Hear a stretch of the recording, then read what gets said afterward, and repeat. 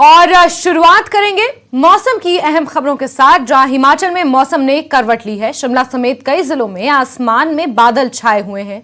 लाहौल स्पीति में सुबह से रुक रुक कर बर्फबारी शुरू हो चुकी है।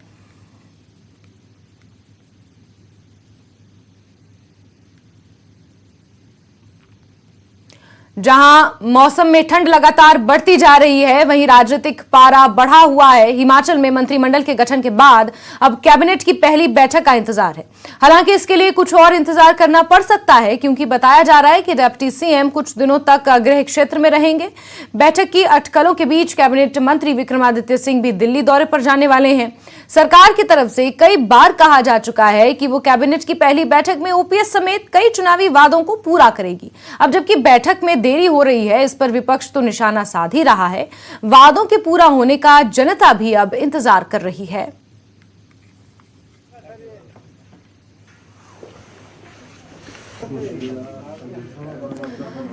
तो अहम जानकारी आपको दे दें, जहां डिप्टी सीएम मुकेश अग्निहोत्री अपने गृह क्षेत्र हरोली के दौरे पर जा रहे हैं और ऐसा माना जा रहा है कि कुछ दिन वो अपने गृह क्षेत्र में रहेंगे। इसी के साथ नवनिर्वाचित कैबिनेट मंत्री विक्रमादित्य सिंह दिल्ली के दौरे पर रहने वाले हैं। 4 से 5 दिन वो दिल्ली के दौरे पर रहेंगे। और हमारे सहयोगी रणबीर इसी खबर पर ज्यादा जानकारियों के साथ जुड़े हुए हैं। रणबीर, कैबिनेट का पार्शियल गठन हो चुका है, और क्योंकि कांग्रेस ने यह वादा किया था कि जब कैबिनेट का गठन होगा उसके तुरंत बाद बैठक होगी और फिर ओपीएस के वादे को पूरा किया जाएगा, ऐसे में अब जो खबरें हैं वो कुछ और ही निकल कर आ रही हैं। शपथ भी हो गई है, मंत्री अपने अपने गृह क्षेत्र जा रहे हैं, कोई दिल्ली जा रहा है। अब सवाल उठ रहे हैं अपने वादों को लेकर, कांग्रेस की जो क्रेडिबिलिटी है उस पर जनता भी सवाल उठा रही है। विपक्ष तो निशाना लंबे समय से साध ही रहा है। रणबीर,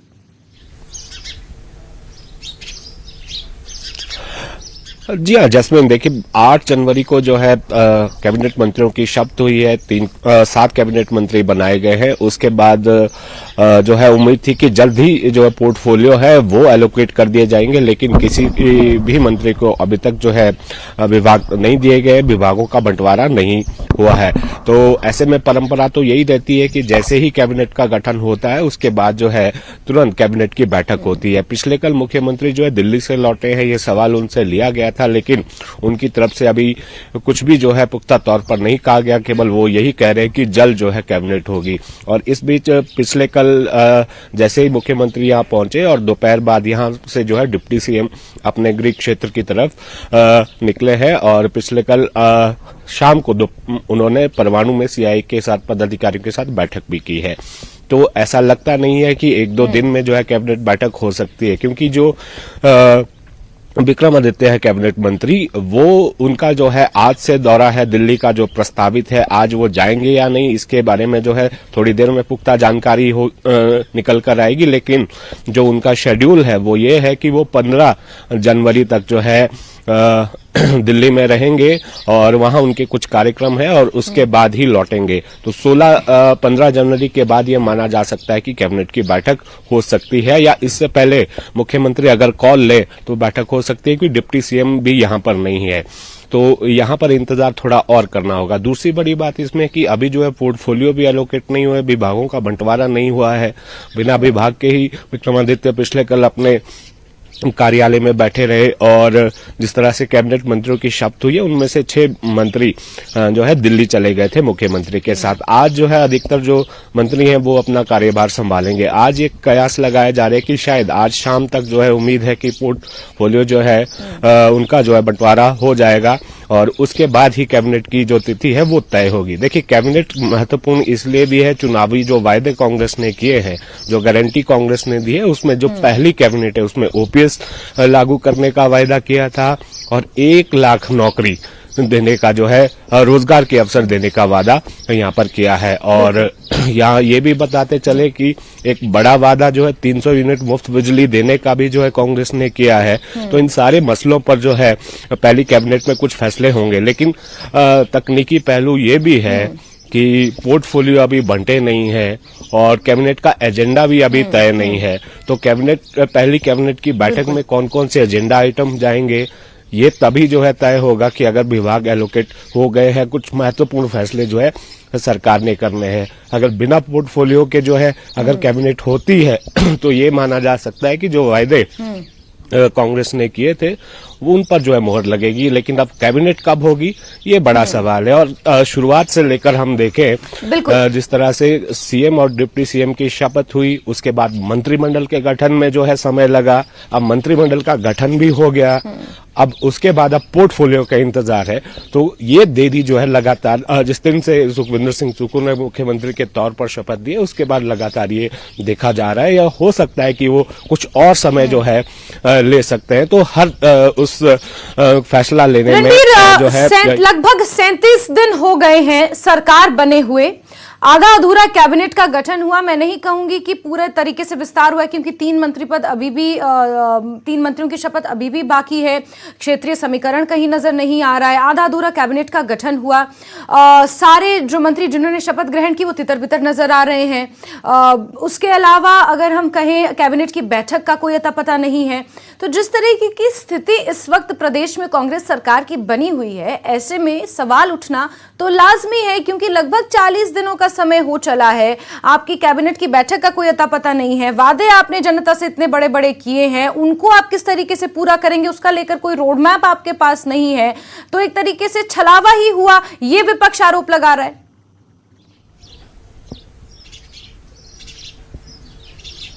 या विपक्ष की तरफ से तो लगातार सवाल जो है यहाँ पर उठाए जा रहे हैं कि देरी लगातार हो रही है। अभी ये भी बताते चले कि जिस तरह से आरोप लगाए जा रहे हैं विपक्ष की तरफ से, पूर्व जो मंत्री रहे हैं उद्योग मंत्री, उन्होंने तो यहाँ तक कह डाला है कि मुख्यमंत्री जो अभी है सुखविंदर सिंह सुक्खू, उन्हें जो है कैबिनेट मंत्री का भी कोई अनुभव उन्हें रहा नहीं है और वो केवल विधायक रहे हैं।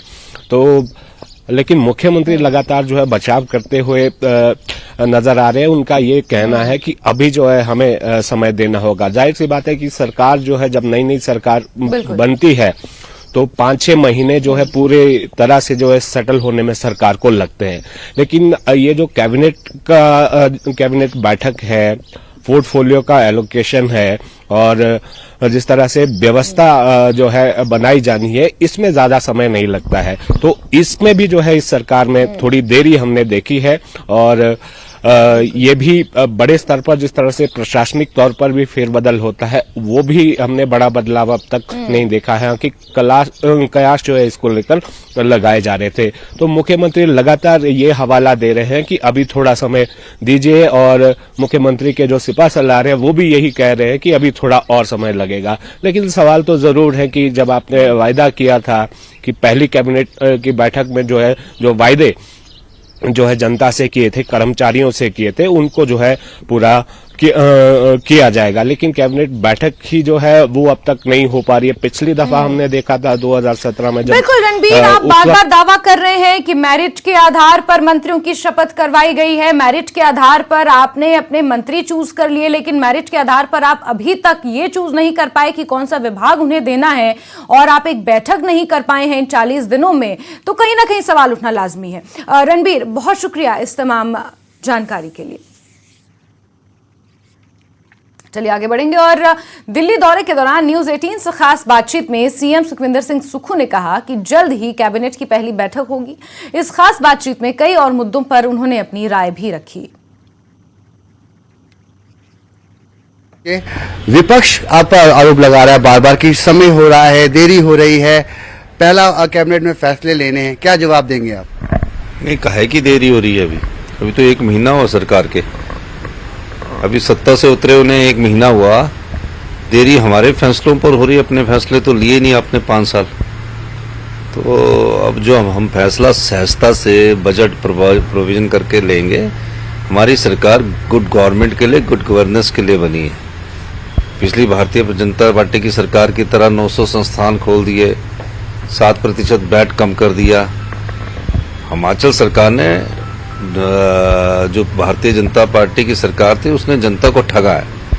जो पिछली सरकार थी ना, वो ठग सरकार थी, झूठ बोल दिया उन्होंने लोगों के सामने। सीपीएस को लेकर जो नियुक्ति हुई है, उनका कहना है कि इससे खर्चा बढ़ेगा, और जबकि आप लोग को कह रहे हैं कि 3000 करोड़ ये सरकार कर्जा लेने जा रही है, जो कि मुलाजिमों को, कर्मचारियों को उनकी सैलरी, उनका वेतन देना है। 3000 नहीं, हम तो उससे भी ज्यादा कर्जा लेने की जरूरत है। हमारे पास तो छोड़ ही नहीं कुछ के। 3,000 करोड़ तो पहले ले रहे, छोड़ कुछ के गए हूं तब है। 900 इंस्टीट्यूशन खोल दिए 6 महीने में। 75 साल में 5 मुख्यमंत्री हुए, यशवंत सिंह परमार, रामलाल ठाकुर, शांता कुमार, वीरभद्र सिंह धूमल। इतने संस्थान इन्होंने नहीं खोले। 900 संस्थान, 380 सीनियर सेकेंडरी स्कूल, 23 कॉलेज। एक पीएन के सारे कॉलेज चलता है, एक बाड़वाई के सारे सीएससी चलती है। तो तभी मैं कह रहा हूं कि ये ठग सरकार थी। चुनावों से पहले को ठगने की कोशिश की कि सत्ता में आ जाए। 900 संस्थान खोलने के बाद भी, हजारों करोड़ राज्य सरकार का लुटाने के बाद भी ये सत्ता में नहीं आए, तो इन्हें अपने आप में बारे में सोचना चाहिए। मुख्यमंत्री जी, आखिरी सवाल, अगर धनराशि कम है तो ओपीएस जैसा जो वादा आपने किया है, जिसके लिए सरकार वचनबद्ध है पहली कैबिनेट में, वो वादा कैसे पूरा होगा? नहीं, ये धनराशि कम नहीं, उनकी उन्हीं से पैसे कट रहे हैं। ये ओपीएस के लिए किनसे पैसे कट रहे हैं? सरकारी कर्मचारी से ही पैसे कटते हैं। पहली कैबिनेट की बैठक कब हो रही है सर?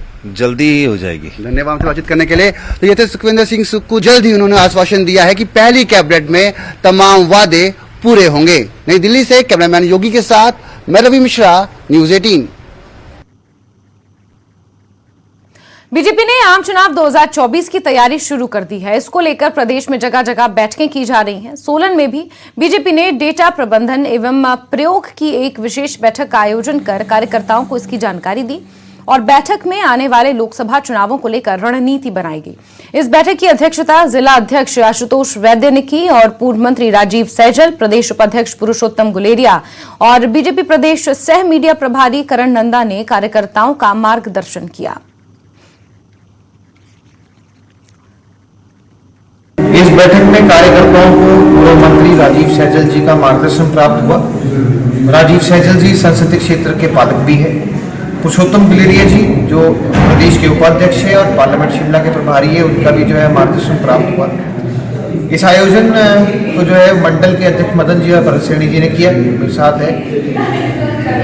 हम बताना चाहेंगे कि भारतीय जनता पार्टी 2024 के लोकसभा चुनाव के लिए मार्गप्रस्थ है और जिस प्रकार से राष्ट्र नेतृत्व से लगातार हमें निर्देश आते हैं, उसको हम प्रदेश में लाते हैं, जिला पर लाते हैं और ये बड़ी जल्दी जो है ये मंडल और बूथ स्तर तक पहुंचेगी। अनेकों कार्यक्रम का आयोजन भारतीय जनता पार्टी जो है बूथ स्तर पर करने जा रही है और डाटा प्रबंधन को लेकर भी इस कार्यशाला में विस्तृत चर्चा की गई और मुझे यकीन है कि जितने भी कार्यकर्ता आए थे उनको इस बैठक से बहुत लाभ हुआ है। और चलिए सीधे रुक करते हैं हमारे सहयोगी राजेंद्र शर्मा का। इसी खबर पर ज्यादा जानकारियों के साथ जुड़े हुए हैं। राजेंद्र, उपचुनावों में मंडी संसदीय क्षेत्र को हाथों से गंवाने के बाद 2022 का ये जो विधानसभा चुनाव है, इन्हें यहां पर करारी हार झेलने के बाद अब भाजपा ने कमर कस ली है लोकसभा 2024 के लिए और अभी से उसकी शुरुआत कर दी है। राजेंद्र,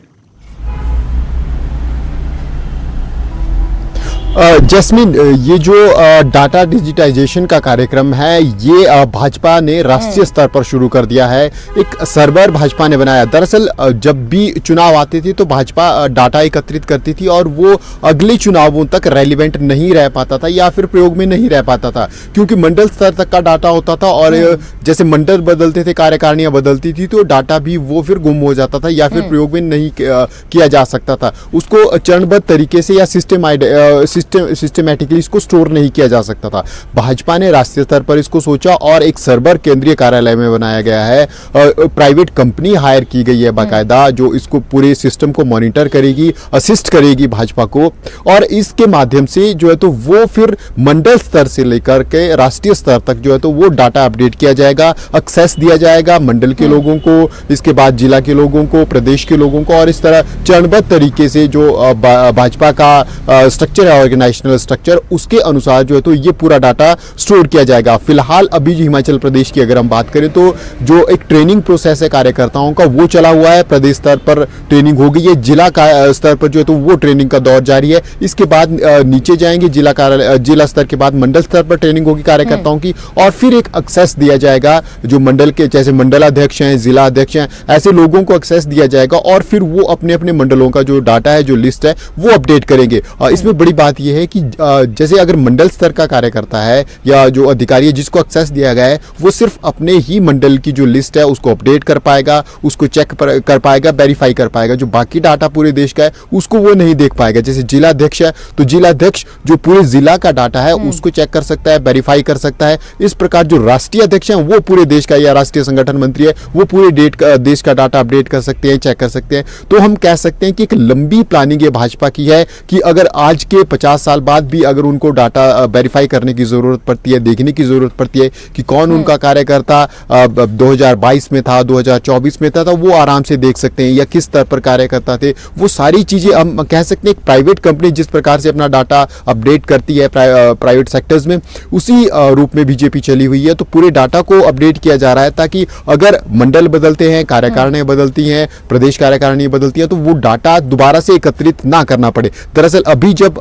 लोकसभा चुनाव हुए तो एक लंबी प्रोसेस भाजपा को चलानी पड़ी। शुरू से लेकर हमने देखा कि करीब 1.5-2 महीने तक जो है तो ये डाटा वेरीफाई करते रहे, अपडेट करते रहे। उसके बाद जब विधानसभा चुनाव हुए तब भी एक लंबी प्रोसेस चलानी पड़ी, और काम जरूर करने पड़े, लेकिन साथ में ये डाटा वाला जो प्रेशर था वो भी झेलना पड़ा। तो भाजपा ने एक तोड़ निकाला है इसका कि एक बार डाटा अपडेट किया जाएगा, उसके बाद फिर जैसे ही नई कार्यकारिणी बनेगी तो नई कार्यकारिणी उसमें ऐड की जा सकती है। लेकिन जो पिछला जो स्टॉक है वो कार्यकर्ताओं का जो डिटेल है, जो डाटा है, वो हमेशा बना रहेगा। एक प्रोसेस भी हिमाचल प्रदेश में चलाई गई थी कि जब भाजपा की स्थापना हुई थी तब से लेकर अब तक के कार्यकर्ता कौन है, उनसे मिलने के लिए भाजपा ने विधानसभा चुनावों में एक स्पेशल कैंपेन भी चलाई थी। जो हिमाचल प्रदेश प्रभारी है या जो वरिष्ठ नेता भाजपा के हैं वो उनके घर गए थे। तो उस वक्त भी भाजपा को ये दिक्कत झेलनी पड़ी थी, लोगों को सर्च करना पड़ा था। लेकिन अब ये डाटा बन गया है तो अब ये आसानी रहेगी भाजपा को वेरीफाई करने के लिए और ढूंढने के लिए कि कौन सा कार्यकर्ता कब किस पोजीशन पर भाजपा में था। तो इस पूरे प्रोसेस को देखते हुए जो तो राष्ट्रीय स्तर से ये कैंपेन शुरू हुआ है और अब उम्मीद की जा रही है कि ये मंडल स्तर तक जल्द ही एक्टिवेट होगा और जो कार्यकर्ताओं की ट्रेनिंग है वो जल्द पूरी होगी। जी जैस्मिन।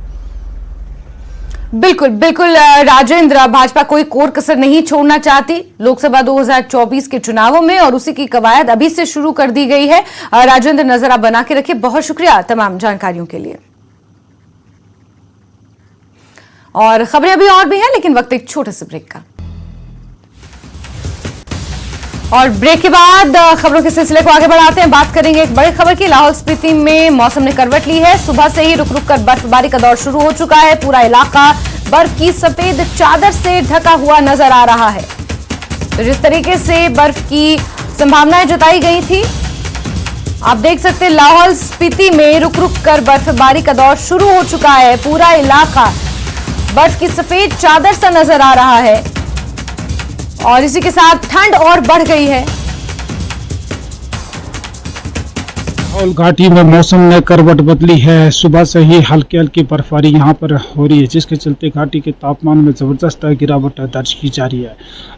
अभी तक मात्र 1 से 2 इंच तक बर्फबारी हुई है। अब उम्मीद की जा रही है कि दिन भर जो है आज, क्योंकि अभी सुबह का समय और दिन में भी खराब रहने की और बर्फबारी की जो उम्मीद की जा रही है। लंबे अंतराल के बाद इस तरह की बर्फबारी लाहौल घाटी में देखने को मिल रही है, क्योंकि अब सीजन जो जनवरी का जो दूसरा सप्ताह जो शुरू हो चुका है, लेकिन अभी तक नामात्र की बर्फबारी हुई, जिसके चलते किसान और बागवान काफ़ी चिंतित नज़र आ रहे हैं, क्योंकि अब आने वाले सीज़न में ये जो बर्फ़ गिरती है, इसी बर्फ़ के पिघलने से ही जो यहाँ के खेत खलियान हैं उनमें जो है पानी, सिंचाई पानी की जो है इसकी जो ज़रूरत जो है पूरी करती है पूरी बर्फबारी। लेकिन जिस प्रकार से जो है पिछले साल और भी बर्फबारी कम पड़ी और अभी तक बर्फबारी ना के बराबर हुई, इसके चलते जो है चिंता की लकीर जो है किसान और बागवानों के चेहरे पर खींची हुई है। उम्मीद की जा रही है कि आने वाले समय में जो है बर्फबारी होगी और अच्छी होगी। न्यूज़ 18 हिमाचल के लिए लाहौल स्पीति से प्रेमलाल।